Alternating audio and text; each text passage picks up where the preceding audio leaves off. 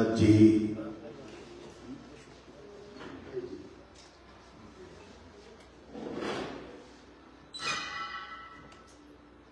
सम्मानित मंच, उपस्थित मान्यवर,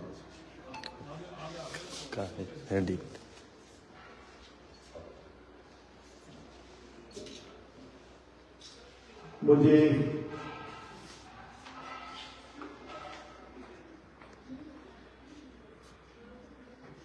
इस प्रकरण में कोई बहुत लंबी चौड़ी बात नहीं करनी।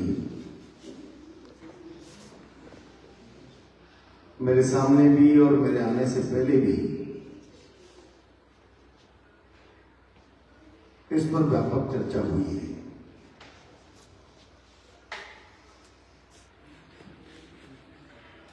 मैं केवल इतना कहना चाहता हूं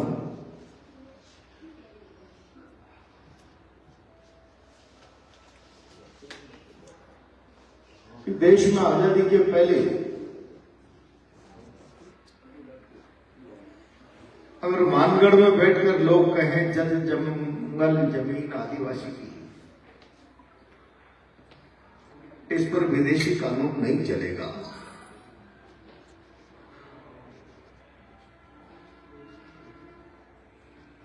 और फिरंगियों की पुलिस आकर आदिवासियों को गोलियों से ढेर कर दी।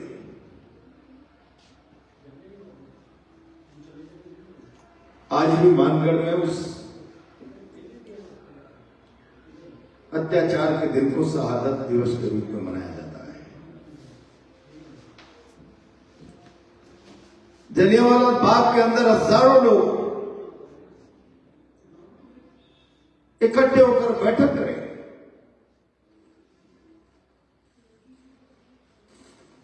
साइमन कमीशन गो बैक, मुल्क की आजादी चाहिए। लाजपत राय के साथ जो घटना हुई,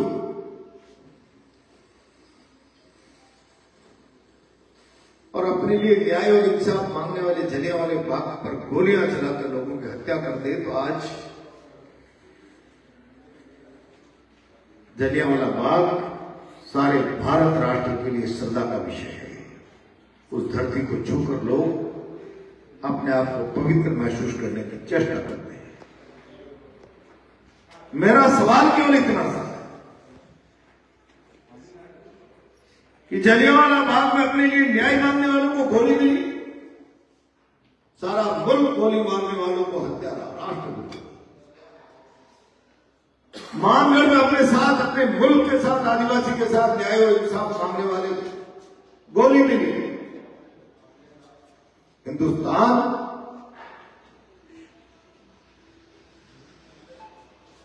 उन लोगों को आज भी अपराधी और गुनाहगार की श्रेणी में मानता है।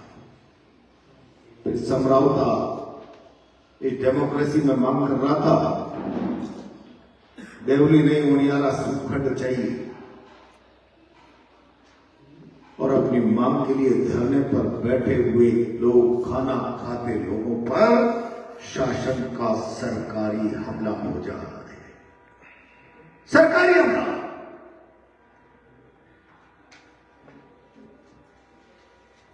सैकड़ों आंसू गैस के गोले दागे जाए, बकरियां जिंदा जल जाए, लोग घरों की छतों से भाग भाग कर तालाबों में कूद कूद कर जान बचाए। इस हमले को क्या कहेंगे? लोकतंत्र है, हमारी अपनी चुनी हुई सरकार है, और इसीलिए अपनी मांग पर सत्याग्रह करने वालों पर गोली चलाने का अधिकार हमारी सरकार को हमारे कोर्ट ने दे दिया।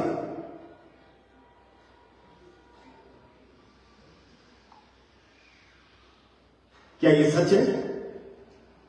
और अगर ये सच नहीं है तो जितनी निंदा फिरंगी राज के हत्याचारों की होती है, उतनी ही निंदा अंग्रेजों के राज की पुलिस जैसा हत्याचार जो समझौता में हुआ उसकी होनी चाहिए। और प्रारंभ से मैं गया हुआ, मैंने आंखों से देखा दृश्य।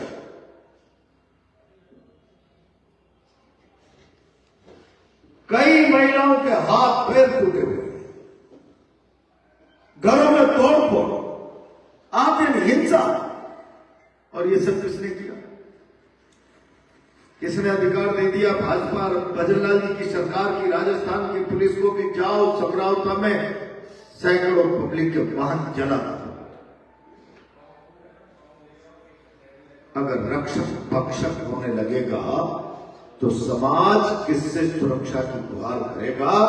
ये हालात अपने आप में बहुत गंभीर और चिंताजनक है। इन चिंताजनक और गंभीर हालातों को समझकर समाज में अगर गंभीर प्रतिक्रिया नहीं आई तो आप मान करके चलना, अपनी आवाज उठाने वालों के साथ राजस्थान में कितने समरावता होंगे आप कल्पना नहीं कर सकते, कल्पना नहीं कर सकते।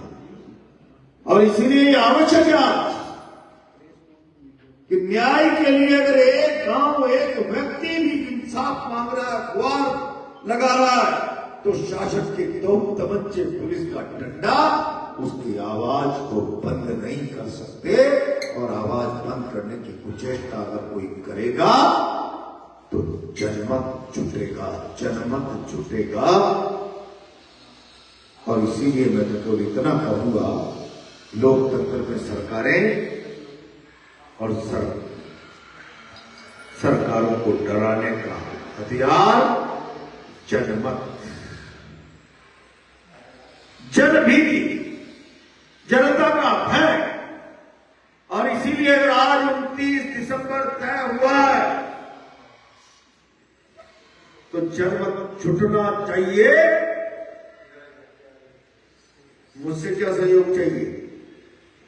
कोटा, बूंदी, बारां, झालावाड़, टोंक, सवाई माधोपुर, करौली, आप जहां कहेंगे हर जिले में लोगों की बैठक करके जनमत को जगाने के लिए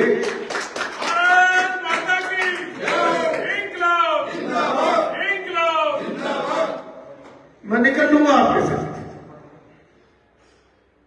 पर जब कार्यक्रम तय कर दिया, लोगों के मन तक समरावता का तर्क पहुंचना चाहिए, लोगों के विचार तक, लोगों के चिंतन तक समरावता के जुल्म की कहानी पहुंचनी चाहिए। इस रूप में क्या अंतर है अंग्रेजों की जलियांवाला बाग और मानपुर की गोली और समरावता की लाठी और गोली में? वहां भी न्याय की मांग थी, यहां भी न्याय की मांग थी। क्या आप जस्टिफाई कर देंगे? डेमोक्रेसी है, हमारी सरकार है, बहन बेटियों की दुर्दशा कर दी, बेइज्जती की, हाथ पैर तोड़ दिए, पशुधन जला दिया, संपदा जला दी, मकान जला दिए। डेमोक्रेसी हमारी सरकार है। ये कहकर अगर अपराध पर पर्दा डालने का, राजनीतिक नफा नुकसान की गणित के आधार पर यह प्रयास किया तो राजस्थान में पुलिस अत्याचार बढ़ेंगे। और इसीलिए अगर ये सच है, लोग मानते हैं कि दमन है, मैं तो आंखों से देख के आया, ये ठीक जलियांवाला बाग और मानगढ़ की तरह पुलिस का अत्याचार है, न्याय और इंसाफ की मांग करने वाला। तो जोर जुल्म की टक्कर में संघर्ष हमारा नारा है। इस भाव से, इस विचार से एक एक व्यक्ति 29 तारीख की तैयारी में जुटे। आज की इस अवसर पर केवल मैं इतना ही कहूंगा, जो 29 की घोषणा कर दी है समिति ने, मंच ने, गोमरिया जी ने, तो 29 तारीख ताकत से जनमत जुटना चाहिए। सारे राजस्थान में ये संदेश चला जाए। राजस्थान अंग्रेजों के समय भी, उससे पहले भी जुल्म के खिलाफ सदैव लड़ता रहा है। लोकतंत्र में